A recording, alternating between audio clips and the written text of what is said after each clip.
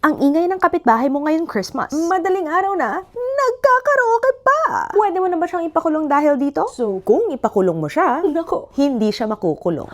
Yeah, dahil walang batas sa Pilipinas na nagsasabing krimen ng pagkakaraoke kung lampas na sa curfew. Kahit Christmas party pa yan. In short, hindi automatic na illegal ang pagkakanta nila. Pero, makinig, depende pa rin to sa sitwasyon. Because there are some instances na pwede silang magkaroon ng penalty dahil lang sa pagkakaraoke pag Pasko. So, paano naman sa sitwasyon na nagsiselebrate sila ng Pasko sa isang public place or sa barangay? Tapos yung pagkakanta nila, nakakadisturbo. Meron na bang disciplinary consequences dito? Local ordinances. Bawat city or municipality may rules. So, pwede kang ma-fine or ma-detain. Pag inutusan ka ng pulis na tumigil ka na, pwedeng pasok sa disobedience under the RPC. Kung nasa public place at istorbo na talaga, pwedeng pasok sa alarms and scandals under the RPC. At bukod pa dito, pwede rin itong mapasok sa nuisance under the Civil Code. If talagang nasisira na yung peace mo at pahinga mo. Kahit Christmas season pa yan. So at the end of the day, kahit wala pang batas na ginagawang krimen ng pagkakaraoke paglampas sa curfew, ang respeto ng kapitbahay ang pinaka-importante. This is Attorney Mix Nograles, here to make the law simple for you. Ang Pink Kanunay.